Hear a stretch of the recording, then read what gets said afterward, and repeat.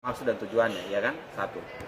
Yang kedua, dengan beredarnya rekaman tersebut, ya kan, apakah itu menjadi hal yang perlu dan krusial dalam hal ya penegakan hukum dan mengganggu penegakan hukum, kita kembali kepada penyidik sendiri, ya kan? Dan kalau umpamanya rekaman itu sudah beredar di masyarakat, ya mau dan tidak mau bahwa apa yang diuntungkan dan siapa yang diuntungkan di situ, ya kan, dalam hal rekamannya diedarkan itu. Intinya apapun itu ada penekanan dari Niki soal bantahan bahwa ada tuduhan pemerasan, ya, dan ada upaya yang mana komunikasi-komunikasi yang betul-betul seakan-akan bahwa tuduhan-tuduhan pemerasan itu ditujukan kepada Niki, ya kan, walaupun si yang telepon atau pria yang telepon tersebut ya tidak terlalu tergambar, ya banyak bicara.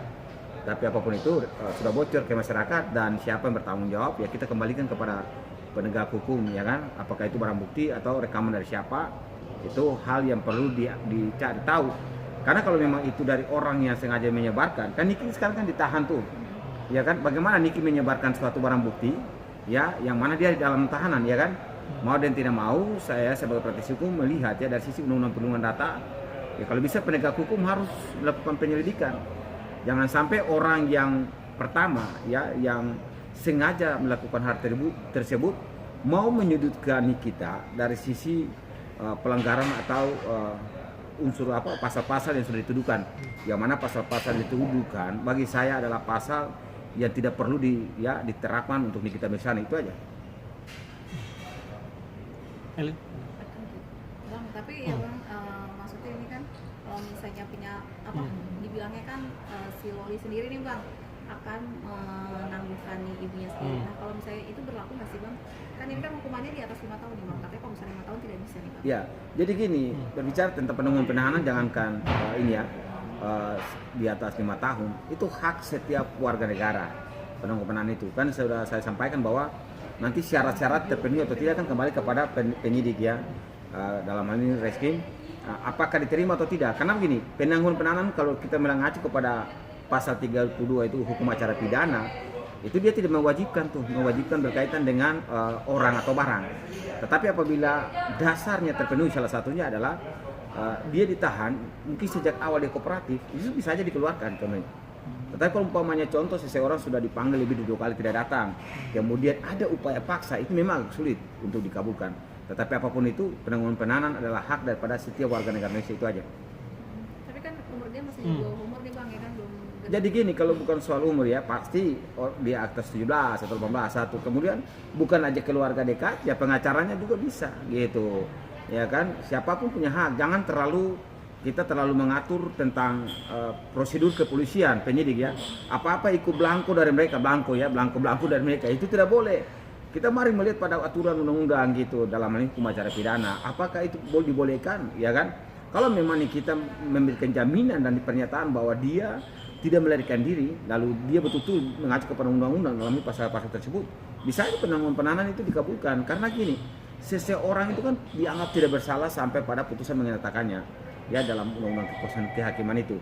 Dan itu polisi mengenalnya sebagai namanya asas praduga tak bersalah. Jadi jangan langsung kita menganggap bahwa ini kita bersalah dalam kasus ini, sehingga hak penangguhan penahanan tadi tidak diberikan. Sebaiknya diberikan, itu aja. Bang, gimana pendapat Abang kalau mendengar selama ini kan kita sering terjerat kasus ya Bang ya. Tapi masyarakat melihatnya dia dihukum cuma sebentar lolos. Terus ada yang bilang katanya dia kebal hukum. Pendapat Abang gimana? Saya rasa bahwa kita bukan orang yang kebal hukum gitu. Jadi seseorang itu ditahan kalau memang unsurnya tidak terlalu terpenuhi. Lalu kemudian pada saat diperiksa dan pasal-pasal yang dituduhkan itu tidak memberatkan. Kemudian hakim dalam mengadili, ya, dalam hal ini sesuai dengan alat diperiksa yang betul-betul menganggap bahwa ya ringan, udah itu biasa-biasa aja. Kasus kalau berat itu kan saya selalu menyampaikan, mungkin di pikiran-pikiran dalam hal penanganan hukum lain. Kasus-kasus berat seperti apa? Ya mungkin pembunuhan berencana, ya 340, kemudian korupsi yang skalanya sudah di atas 100 miliar, ya itu hukuman berat tuh. Ya kalau kasus-kasus kayak seperti ini di media sosial dan lain itu biasa sebenarnya. Kadang orang kepelintir, ya kan, ngomong salah, kemudian hal-hal yang disampaikan salah atau bagian daripada kritikan. Jangan dipaksakan juga dengan pasal-pasal yang tidak perlu. Ya, contoh Nikita dituduhkan pasal 27 ya Undang-Undang ITE contohnya.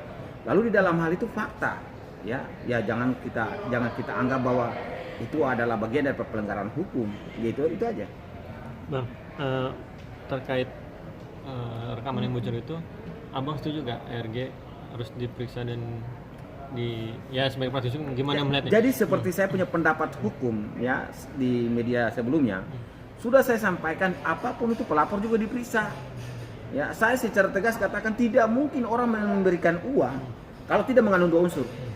Ya, mens rea atau niat. Satu adalah menjebak, yang kedua adalah memberikan cuma-cuma. Kalau dia memberikan yang cuma-cuma tidak mungkin hari ini LP ada. Kalau dia memberikan jebak tetap itu pidana. Karena kalau memang itu benar ada suatu perbuatan melanggar hukum yang dia lakukan untuk memberikan sesuatu yang tadi duga bahwa dia punya produk-produknya adalah pelanggaran, adalah berbahaya, mengandung zat-zat yang kimia, wajib dia diperiksa gitu. Karena tidak mungkin orang mentransfer uang, mustahil orang transfer uang tidak dengan ada hal-hal lainnya ya.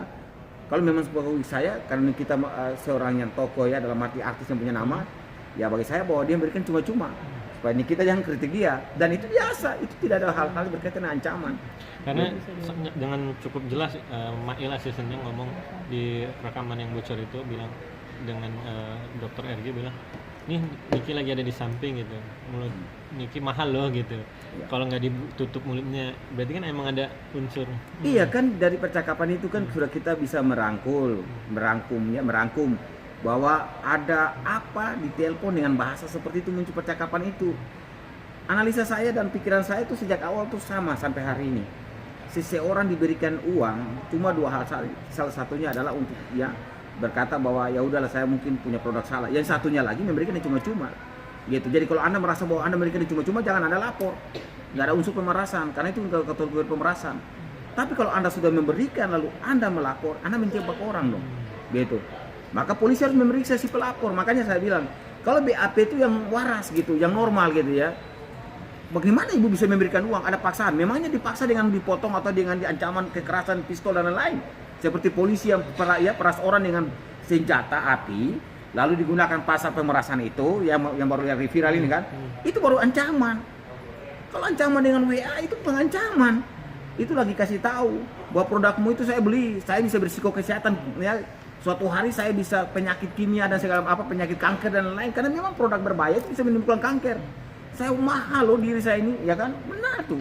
Jadi jangan sembarang jual barang, kalau memang barangmu itu tidak benar juga jangan sembarang main suap orang.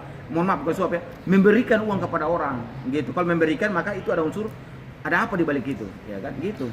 Nah, tapi bisa dibilang kan itu abang tadi bilang bukan pemerasan yang secara kasar, ini bisa dibilang pemerasan halus lah, bisa dibilang gitu bang. Apapun itu kan pasal 368 ya, pemerasan. Itu sesuatu dengan ancaman tuh. Sekarang apakah ya udah kalau kamu tidak berikan saya akan live terus. Apa itu ancaman? Itu bukan ancaman, unsurnya kekerasan pak. Gitu. Itu lagi diberikan secara cuma-cuma bagi saya sejak saya dari awal sampaikan. Kecuali lagi diberikan dengan niat atau mens rea menjebak dia, menyusahkan dia. Gitu. Tapi kalau memang benar bahwa pernyataan Niki berkaitan dengan produk, lalu produk itu ada berisiko hukum, silakan periksa yang bersangkutan si pelapor. Oke, berat. Tapi kan dari Niki katanya tidak bisa RJ ya, karena ini kasusnya. Ya memang karena memang ini kasusnya tidak bisa restoratif justice memang. Kalau dia bisa RJ, berarti kan dia bisa mengungkap semua kan bisa. Ya apapun itu, ya kita harus berlapang dada, tetapi juga harus mengambil langkah hukum. Langkah hukum yang saya selalu berbagi, pra peradilan, permohonan gelar khusus. Karena pasal itu kan ada 3 pasal tuh, ya kan? Undang-undang ITE, kemudian pasal pemerasan, ya kan? Setelah itu pasal pemerasan itu pasal apa itu? 3 pasal itu, ya. Dan memang TPPU. Ya, tidak pencucian uang. Dan memang saya merasa bahwa pasal-pasal tersebut terlalu memaksa gitu. Kalau pasal-pasal yang seperti itu yang saya selalu berbagi dari awal. Nikita kan dalam live-nya yang diduga menggunakan latar belakang skincare dari mana si pelapor ya. Lalu memang kalau memang itu tidak ada hal-hal yang berkaitan dengan undang-undang itu jangan dipaksakan gitu. Barangnya lari tempat lain pakai pasalnya untuk lain kan tidak boleh. Makanya saya bilang 2 pasal yang tidak mungkin dikabulkan oleh majelis hakim termasuk 263 tidak mungkin dikabulkan gitu. Mana ada unsur